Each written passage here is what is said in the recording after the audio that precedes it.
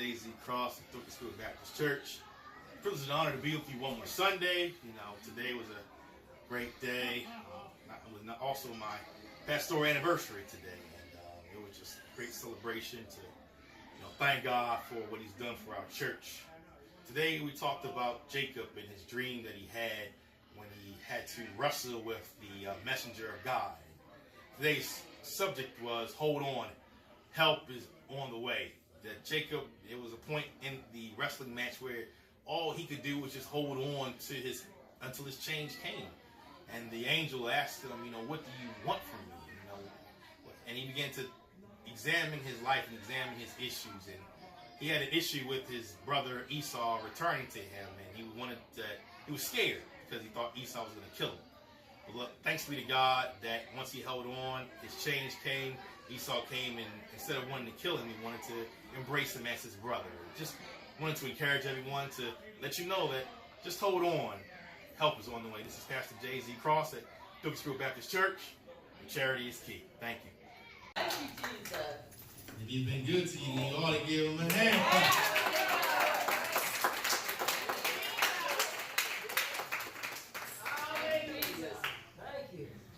Deserving of all of our praise. Whether we like it or not. Because trust me, things could be worse.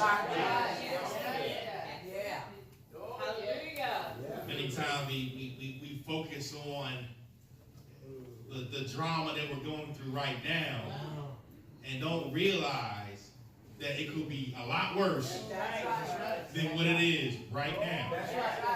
And even in that, we ought to give God the glory. Say, hey, Lord, man, I'm going through it right now. I'm being challenged right now. I'm pissed off right now. I'm angry. I'm all these different things.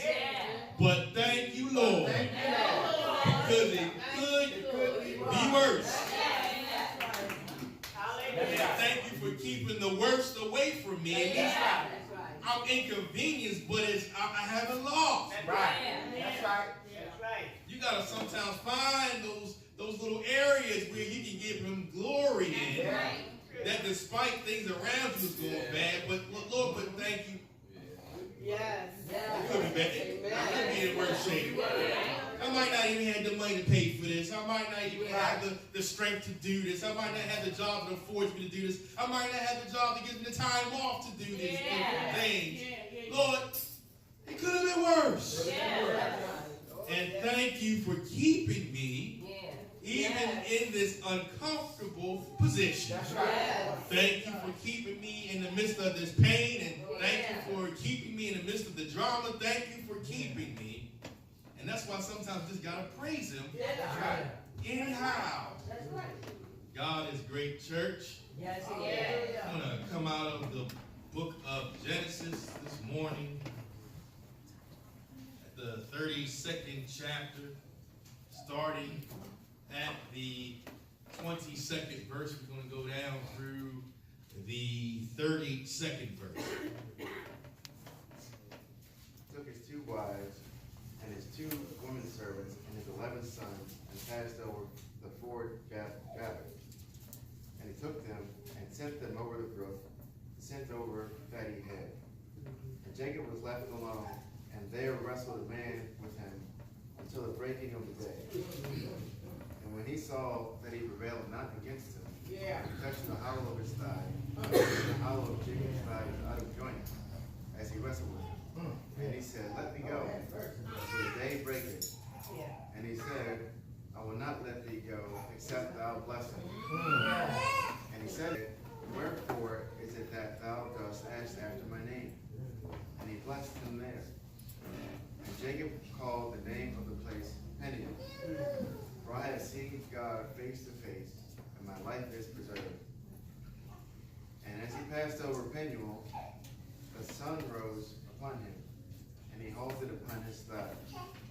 Therefore the children of Israel eat not of the sinew which shrank, which is upon the hollow of the thigh, to this day, because he touched the hollow of Jacob's thigh, and the sinew that shrank. Scripture many times in life. Amen. And as I always say, hopefully Lord can divide it another way that we have not heard it before. Amen? Amen. If I had to take a subject this morning, it would be hold on, help is on the way.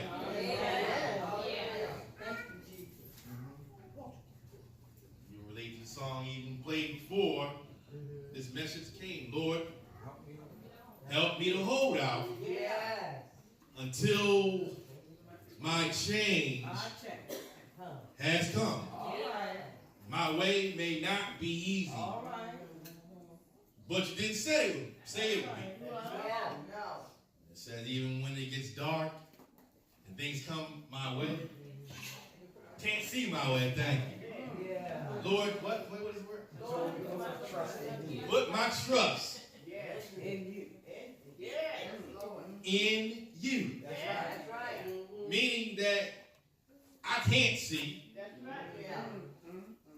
So now, since I can't see, I have to trust you to see for me. And we have to recognize that sometimes God makes it all dark so that you can't see on purpose. So that you can trust him. Purposely dark so that you put your trust in him. Lord, I can't see, but I have to trust you to see for me. You see people who are blind who have a seeing eye dog. They trust that the dog does not lead them in harm's way. They don't tell the dog where to go. They don't tell him how to direct it. They trust the dog solely to get them to where they need to be. And sometimes God makes it dark so that we only can trust him to get to where he wants us to be. Caught what I just said. Not where you want to go, but where he wants to take you. Oh, Lord. Because if you can see, you're going to want to direct him where you want to go. But when it's all dark and you can't see your way, you have to trust that he will lead you to where he wants to take you. Somebody heard me. Lord, help me to hold out. I want to encourage somebody this morning that hold on. Help is on the way. If you're going through something right now in your life, I want you to be encouraged that all you got to do is just hold on because your help is on the way. Amen.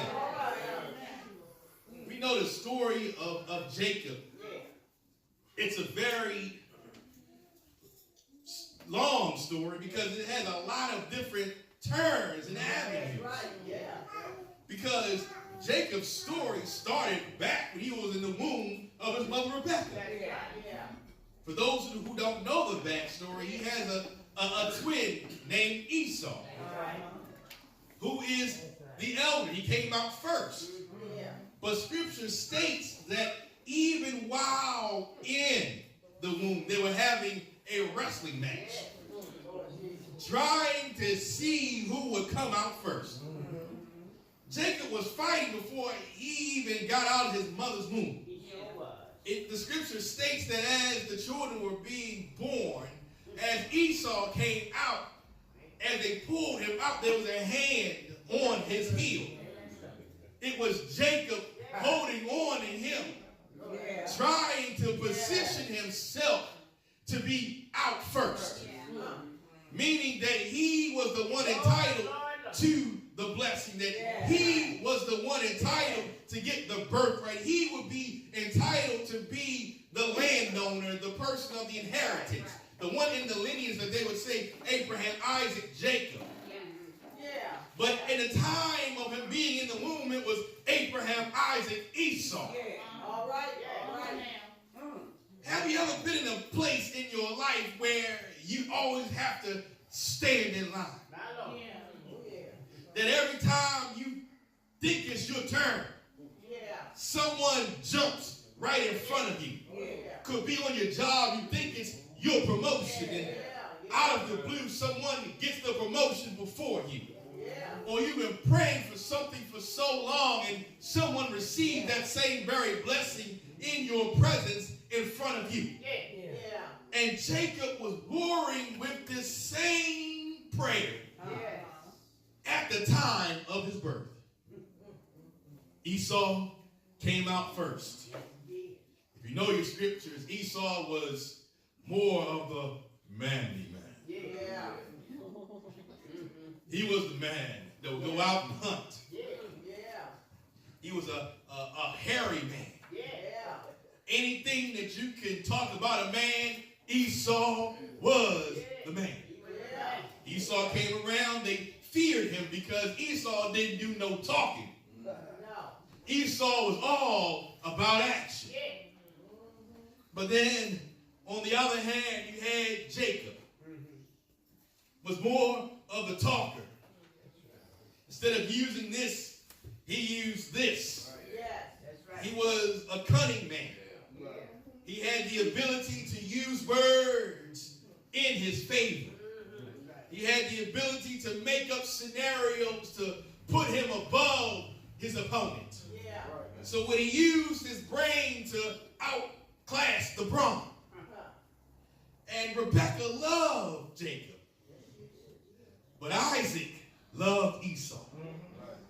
And as we know in that tradition, Esau had the birthright.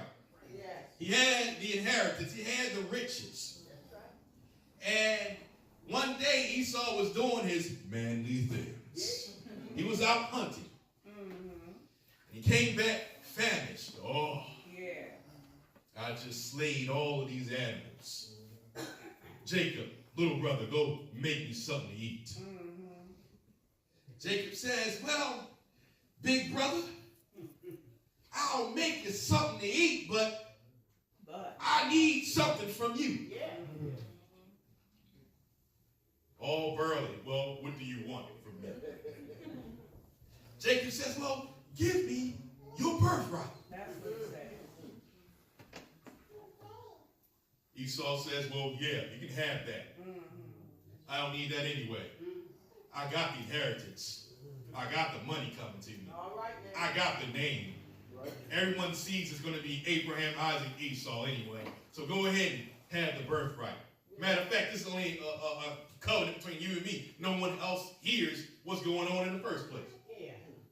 And I can threaten you if things go south. How he envisioned or how he treated the things that were coming to him. Yeah. That he was about to get a blessing in his birthright. But it didn't mean that much to him. He lived in the now That's right. instead of what's going to happen in the future.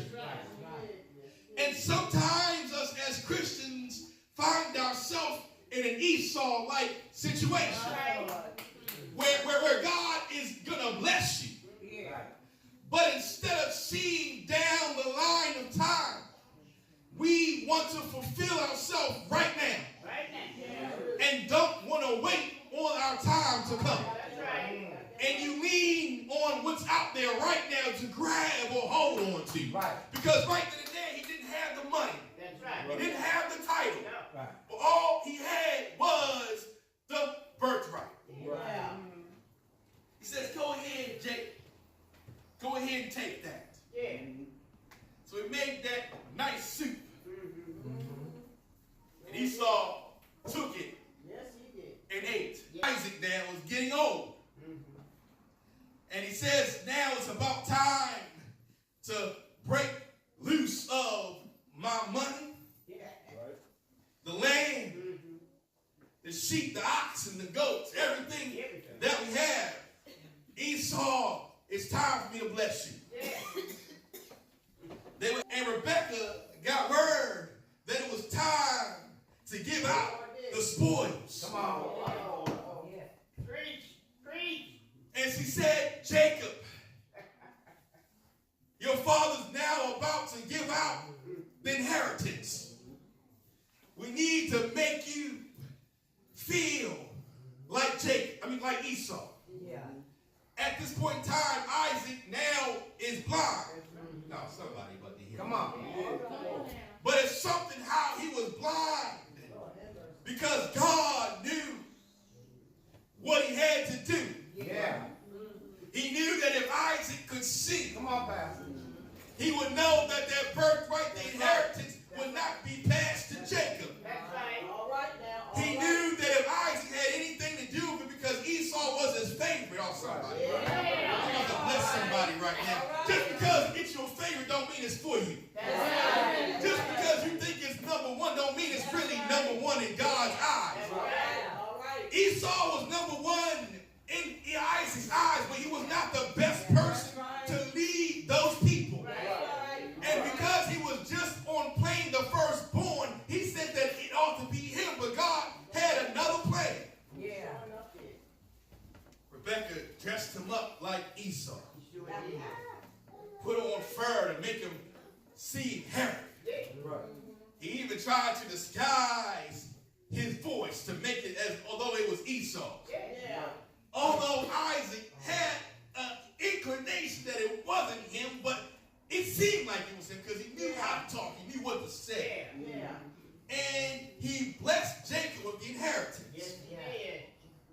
Then Esau comes back home. And by that time, the blessing had already been given to Jacob. My Lord. And that's where the contention between the brothers started.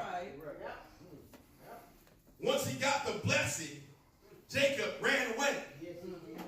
But if you know your scripture, Jacob was the one going to synagogue with them. Yeah. Jacob was the one learning of God. Jacob was the one that heard the stories of Abraham. Yeah. Jacob was the one that heard how he took Isaac on the mountaintop and was going to kill him, but yet the ram in the bush happened. Jacob was there to hear all of the stories that God had done while Esau was out there hunting all the time. He didn't put God first, he put himself first. So Jacob had to run away. He went to a man named Laban's house. And he began to work for Laban for about 7 years. Then he found that it was time for him to have a wife. And he wanted a woman by the name of Rachel. But she had an older sister named Leah. And he worked. He said, I'm going to make a pact with you, Laban. I'm going to work for you for some years. As long as you give me Rachel. He goes and he works. But then Laban threw a once-over on him. On the wedding night. Jacob goes to his wife and pulls back the covers, and it's Leah. The same thing that he used to do began to catch up with him. The same types of cunning, divisive, mental mentality that he had began to catch him in his own stuff. Then he goes to Laban and he says, I asked for Rachel. Then Laban begins to say, well, you must don't know our customs. The firstborn of my house needs to be married before you can marry anybody else in this house. So Jacob loved her so much, he says, guess what, I'm going to work for some more years. Somebody got to know sometimes you got to work for what you want. And Jacob was working since he was in the womb, so this really wasn't anything different. Well, I worked for you a longer time. So then he was able to marry Leah and Rachel. But then the angel came to him. And he told him it's time to go. Somebody here needs to be listening to what God's telling you. He said it's time to go. And then he says, well, Lord, I've got to get on up and take my family with me. But as he left, he didn't leave telling Laban anything. He ran away with his family. And then the word of God said that Laban went out to pursue him. behind him, and he started talking to God. He says, you know, God, Father of Abraham, Isaac, I need some help. Yeah. Then the word of God says that God appeared to Laban in a dream. Yeah. And he says, when you go talk to Jacob, don't say no evil thing towards him. Say it. Right on. Somebody needs to know that God will protect you Yeah. even when you're on the run. Yeah.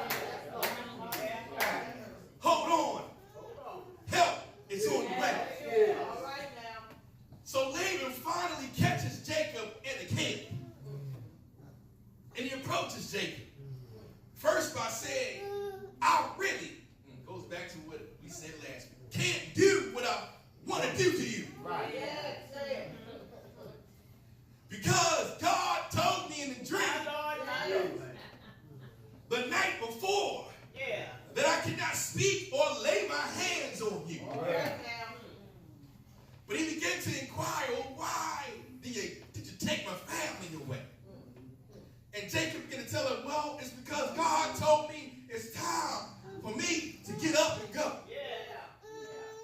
Somebody here needs to know it's time for you to go. Yeah. All right. Don't consult where you are asking permission when it's time for you to go. Right. Yeah. Because what happens if you stay there too long and try to coerce you? Yeah. Well, somebody know what I'm talking about. To stay where you are. Right. Well, let's look back on good times. Yeah. You had a place to stay. Yeah. You had food on your table. Yeah. Everything was at your beck and calling. You had all this. Why not stay? Yeah. The enemy wants you to remember the good times. Right. That's right. Oh yeah. Yeah. And the only way he reminds you of things you used to see, used to touch, used to hear, used to smell, used to feel, all these senses. Oh, somebody got me right. The enemy doesn't talk to you in the spirit. He talks to you in the flesh. Look at how good it was Yeah. to be where you were. Look at how easy you had it Come on. when you was back over here. Look at how everything came to you when you was over here. Somebody needs to know that Satan can also hook you up too. You gotta know it. You gotta know it. You gotta know it, man. Now he preached a little harder. The reason why many of us were in our situation was because Satan allowed comfort in our life to keep us where we were. If things begin to happen adverse, we will want to leave where Satan was. Oh, somebody know what I'm saying right now. And he can also issue out a blessing too. Yeah. But it's not for your good, it's for to keep you where you That's are. right. That's right. Praise God. Hallelujah. You're preaching the truth. Jacob gets up and he's gone. Yeah. Laban can't do anything, so he goes and he kisses his daughters and he kisses his grandchildren. Yeah. And then Jacob's running yet again. Then he finds out immediately after leaving Laban that Esau, another enemy, is coming for him. Oh yeah. And he knew that him and Esau left on bad terms. Yeah. That he just stole his inheritance. That's right. This whole family that he's got behind him, all this flock that he's got behind him, all this money that he's got behind him, all of this clout that he's got behind him, he's got the family name behind him. All this was taken from his brother Esau. And Esau is with 400 men. Oh my God. He wasn't coming with no women, and he wasn't coming with no children. He came with fighting men. That's right. Yeah. And someone needs to know that the enemy looks bigger than what it really is. It looks intimidating, but it's nothing to God. Somebody here needs to know not to look at your challenge. Look at God. That it don't mean anything about what it looks like as long as you've got God back. Esau looked intimidating. He looked like he could destroy him. But as long as you've got Jesus, you'll shout. It does not matter what the enemy looks like. Because God can do something before you even reach your enemy. That's right. Yes, he can. Jacob goes back to his old cunning ways. Yeah. He didn't go to God first. He says, well, let me divide my camp in two. Yeah. Send Leah and a gift offering to Esau. Yeah. If Esau is mad, somebody hear me right now. Have you ever thrown out those feelers before? To try to see what the enemy's coming with. Yeah, come on. To try to see how hot the water is. To try to see what type of environment you're getting yourself into. To also see if you need to run and have an escape plan. He began to contrive this story in his head. Well, let me send half up first. And keep us. That's all right. Come on. We like that with our money when it comes to God. Lord have mercy. We like that with our time when it comes to God. Give us the stuff that I really don't care about. And throw that up front. But let me hold back the stuff that I really, really hold dear to me. So he sent them up front and said, Rachel, you hang back with me. That's right. Because I really worked for you in the first place. I really didn't work for Leah. That's right. Send her on up. Lord have mercy. If he takes out Leah and the children, Oh, well. I'll be all right. Yeah. Yeah. But don't you put your hands on Rachel. Yeah. Keep her back with me. Somebody hear what I'm saying? That when you start getting in some hot water, you begin to try to protect everything that's near and dear to you. So he tried to put a shield around Rachel and the children that they worked so hard for, because it took her a long time to get pregnant, because she had something in the spirit that held it up. But she had Joseph and Benjamin. Shield that. Keep that back with me. Then he set them up there. And then it says that Jacob went away because things got too hard for him. Have you ever been there in church? Yeah. Where I just ran from an enemy just to run right to another one. And I ain't getting no peace of mind. So he went into a deep sleep, it says. And he had an encounter with a messenger of God. And he began to wrestle with that angel. And the word of God begins to say that the wrestling match got so hot that Jacob could not overpower him. All he could do was just hold on to him. Oh, somebody hear me right now. That I can't beat him, Yeah. but I can hold on just a little while longer. It says that he held on so long that the messenger said that you're holding on and the day is about to break and you're not letting me go. Somebody here needs to know that you gotta hold on because help is on the way. Oh, somebody hear me right now. That he was just holding on, and then it caused the messenger to ask him a question. What do I gotta do to make you get your hands off me? What is it that I gotta do to bless you, to have you leave me alone? Because you are holding on somebody. You're holding me with a purpose. You're holding me for a reason. What is the reason why you're holding on to me so long? I've got a problem. I've got an enemy in my brother. And he's coming to kill me. And the only way I'm going to get up out of my situation Yeah. oh my God, is to ask you a question. I I need you to intercede on my behalf. Hallelujah. But somebody needs to know Lord Jesus. that it may not have been in Esau's mind to kill him. That's right. Let me preach a little bit hard. That God will make it seem as though the enemy's coming. All right now. Come on. That's right. Just to make us hold on for him. And he really wasn't coming for us. But the appearance of the enemy makes us break down. Hallelujah. When you start having little health issues, little blips, it really hasn't come upon you. But it's a warning. It's like I need to change something about my lifestyle. That is the appearance. It may not be there, but God gives you the appearance. That's right. Praise God. Hold on. Help is on the way.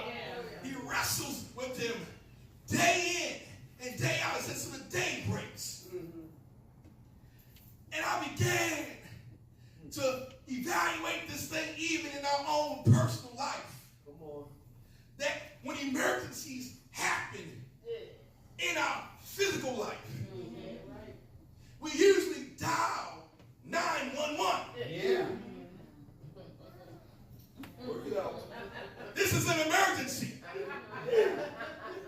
Hallelujah, somebody. Hallelujah. Whether it be a medical emergency, whether it be someone has broken in on you, whether it could be something physical, whether it could be something that is out of your control, the first thing you do is dial 911. And when you dial 911, I see you working. a dispatcher picks the phone number. Hello, how may I help you? What is your emergency? Somebody hear me right now. Let me talk to you for a little while. And the messenger right now in this scripture was the dispatcher. Right. Come on. What is your emergency? How may I help you? And what happens is when you are describing your situation to the dispatcher, there is still something called a waiting time. You still gotta wait for the ambulance to come. You still gotta wait for the police department to come. You still gotta wait for the fire department to come. You still gotta wait. Yeah. But the dispatcher's job is to keep you calm. Oh, somebody hear me right now. In the midst of an emergency, the dispatcher's job is to instruct you if there's a wound or CPR that needs to be done to keep you sustained until your help comes. Somebody hear me right now. Come on, That Pastor. God will dispatch some messenger. He Yeah. will dispatch the Holy Ghost to keep you during. That even sometimes because your emotions are flaring, you're frantic, you're frustrated, you're upset, and the dispatcher in the calm. Yeah. That's right. Come on. In a calm voice. In a calm voice. You're in the midst of a crisis, but the dispatcher is calm. In a calm voice, begins to talk to you. Everything will be all right. Can you describe the situation? That's right. I understand Yeah. what you're going Come through. on, Pastor. All you need to do is do this. Guess what? Because help is coming. Help me. My job is to keep you calm Yeah. in this crisis, to help you in an encounter. If it's a wound, put pressure on the wound.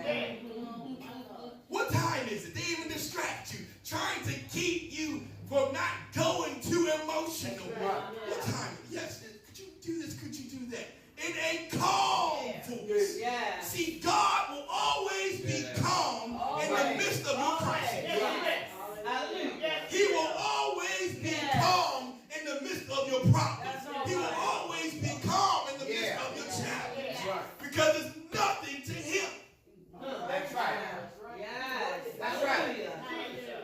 Sir, man, help is about 5 minutes away. I need to keep you encouraged because you are at the height of your emergency. How many of you have been there? A time that you were going that when it got real tough, God sent you somebody to remind you that God is coming. In the midst of your problem, God sent the Spirit or soul to get into your spirit to remind you that help is coming. So hold on just a little while longer because your help is coming. Jacob held on for a little while longer. And he began to ask him, so what do you need? He said, Esau's coming. And I need some help. One other thing you need to know that dispatchers also maintain laws. And they determine what type of help you need given your situation. Right. Hear me right now. Based on what you're telling the Holy Ghost or the messenger, God is beginning to dispatch the right type of help for your need. And while you're telling God the story, He's going through all of your logs. Right now. Your history. And saying, I know where this problem started. Jacob, this problem started back when you was in the womb.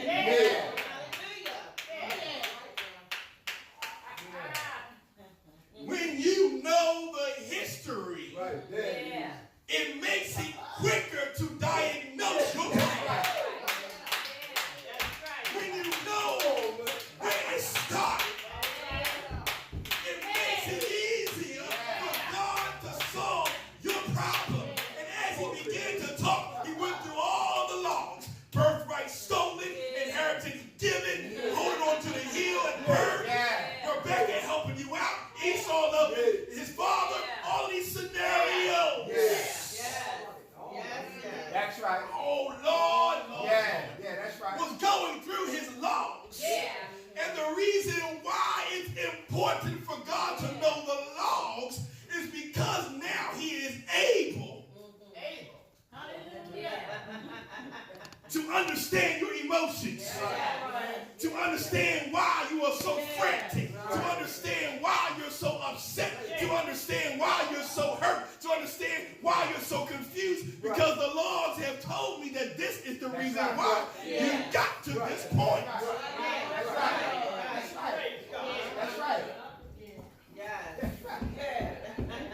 That's why while he's dressing your wounds, he's giving you grief counseling. Hear me right now? Because the reason why you got this wound was because something emotional happened years ago. And while I'm telling you to press on the wound, I'm telling you it's going to be okay. And I know why you got in this situation based on a call you gave me 5 years ago at 3:25 in the morning when you just broke up with him. You told me something.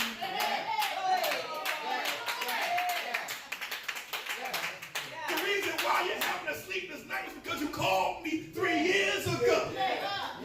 While you was driving in your car on the way from work. And you told me how you was heartbroken. Oh, I know where that started. That happened when that person got a promotion in front of you on January 25th.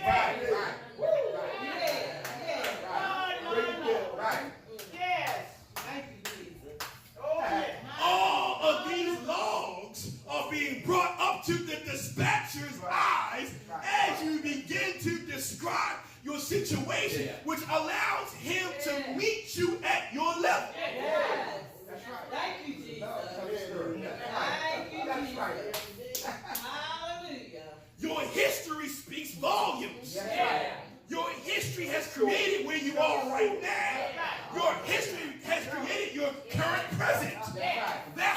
it's important that God keeps these things. Right. I know how you got in your situation was because I know 5 years ago you got hooked up with her, and I know that is your weakness. That is your draw on your strength. And somehow you made your way back over there. So let me hold pressure. On that woman.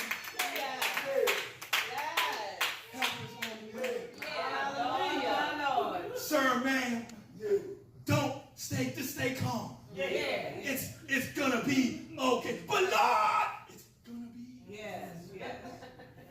okay. Let me remind you that I have God who's coming right to meet you where you are. Now, once God gets there, he finds you in many diverse conditions. Some of us can't walk and he's got to pick you up.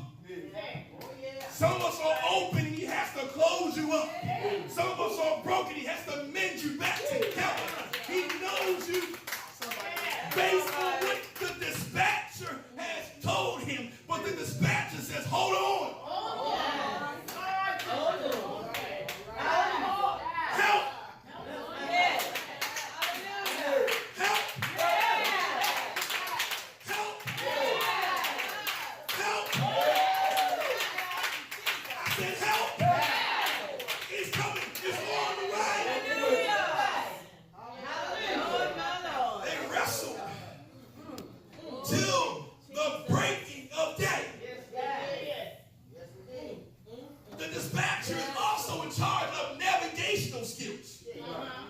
Knowing exactly where you are, so he knows where you have broken down.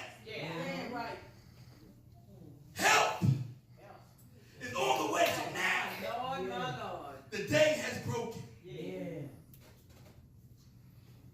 And he begins to tell the messenger what he needs. There's something that stuck out to me back in reading these scriptures.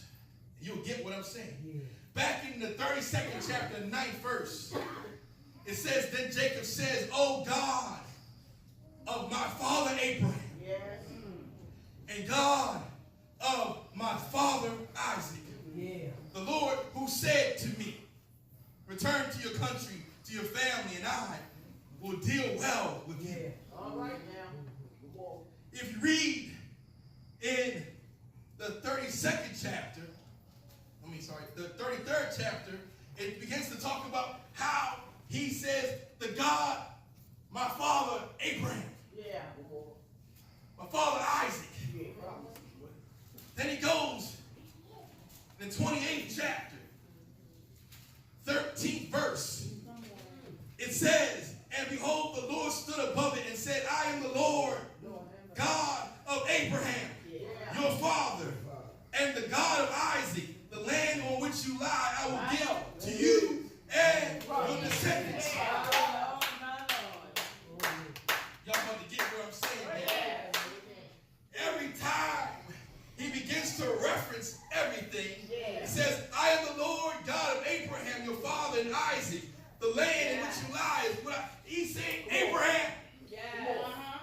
He's saying Isaac. But he's not saying me. All right now. Lord have mercy.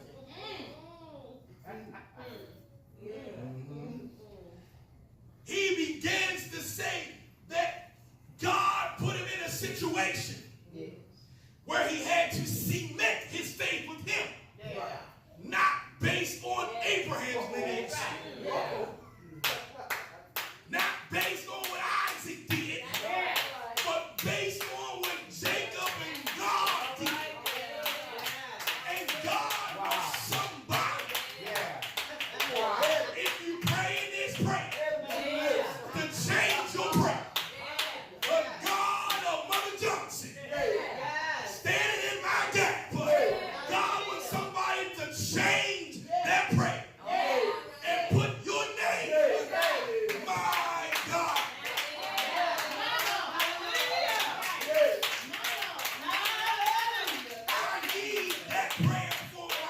yourself. You praying on somebody else's faith. God needs you to start praying for your own faith.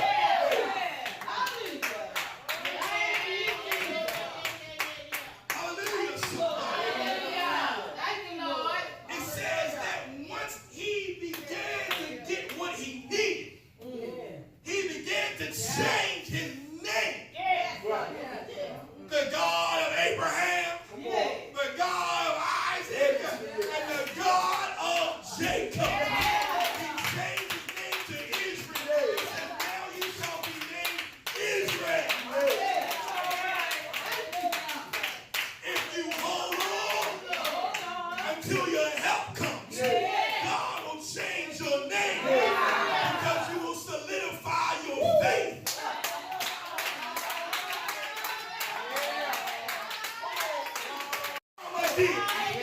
Not based on what my daddy did, but based on what I did. I can go down and pray and expect God to answer me. Not because of what my grandmother did to open up a church. Not because she was here on Sunday. Not because she opened the church. Not because she preached the gospel. But because I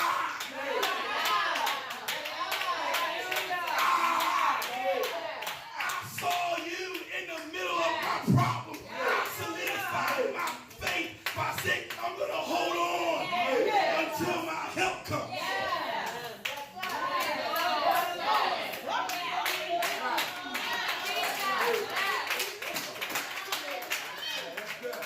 So for those who are still referencing people before us,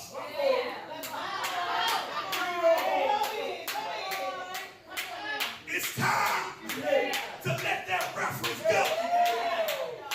It's time to put your name where the reference used to be and reference yourself in the middle of your prayer. Lord, I remember when you did this for me. You found me here. You brought me out of there. You did this. You did that. Lord, please.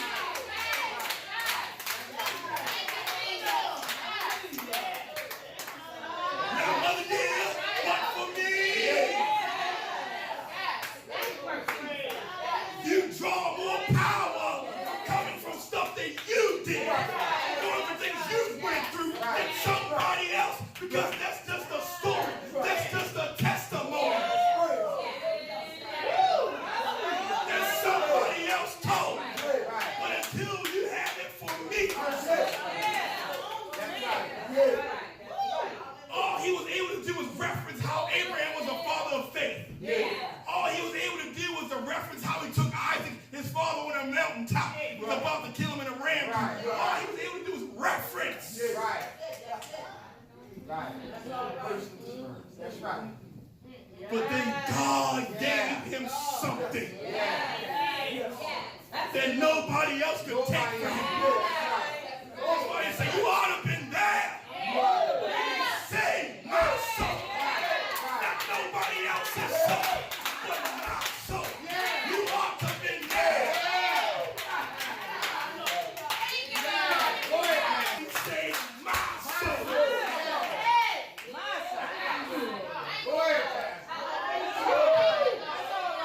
Put my name on that roll. Hallelujah. You don't pray in the name of the Father and the Son and of the Holy Mother Johnson.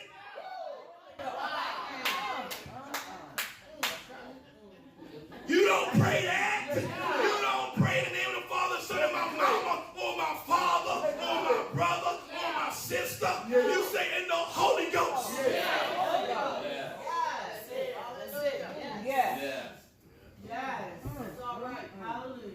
That's all right. They had their different journeys for them. Right. That's right. Thank you. My Lord. He was using a reference Yes. for the source. Yes. You just catch what I just said? Yes. He misinterpreted the reason why things happened. It was just to reference him to where God wanted him to be, not to be the source of his prayer. It was to give you evidence that God is alive. It was to give you evidence that God answers prayer, not to be the source of your prayer.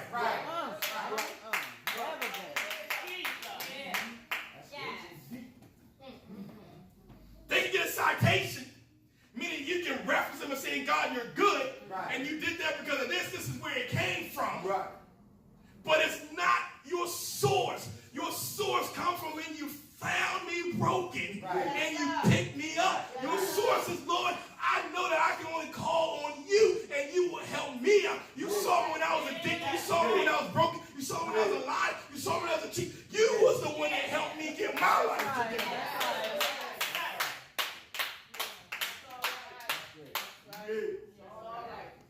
So immediately, when he got done praying, God left him with something. Yes, he did. Yes, he did. The messenger grabbed the socket of his hip, that it would never leave him. And sometimes God, we all know our struggle. That God will leave you with a peace. Oh, yeah. Oh, yeah.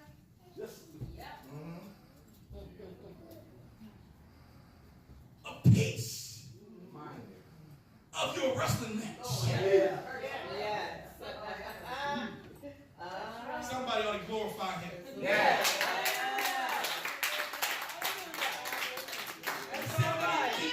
He walked with a limp for the remainder of his days, but he was walking.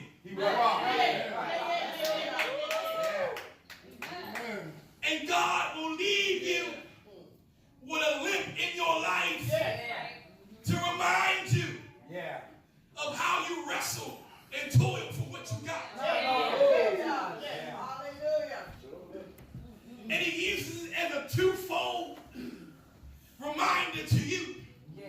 One, look how hard you made it. You don't want to go back.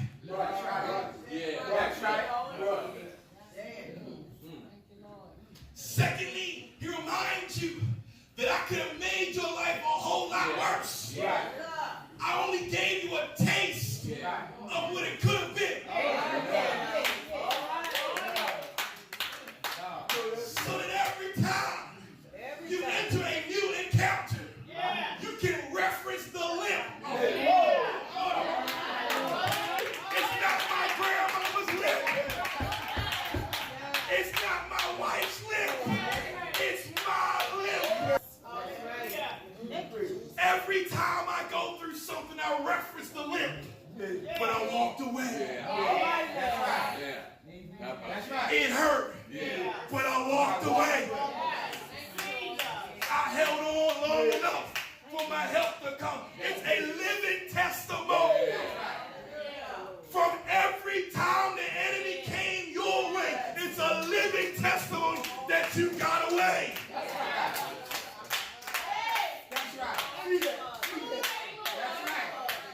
Every time you limp, that's just another war that I just lived through. Every time I limp, it's another challenge I got out of. Every time I limp, it's another problem that God gave me to escape from. Every time I limp, I walked away. It says that once he changed his name, Jacob, Israel began to worship him. And he added his name, Abraham, Isaac, Israel, because he held on All right now. just until his help came. My Lord. Word of God says that he went out from that deep sleep and walked up to Esau. Esau had no intentions of killing him. He was happy to see his brother.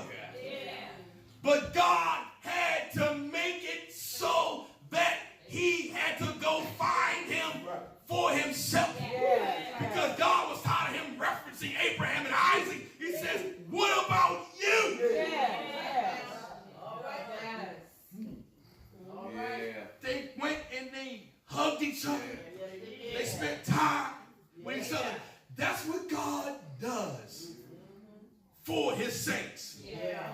Hold on. That's all right. Yeah. That's all right. Help is on the way. I just wanted to come and remind you to tune into us on Throwback Thursdays. Always stay tuned on your YouTube channel because we always go back in time just to give you a new word. You never know when you need it next. Thanks for listening. Can't wait to see you next time.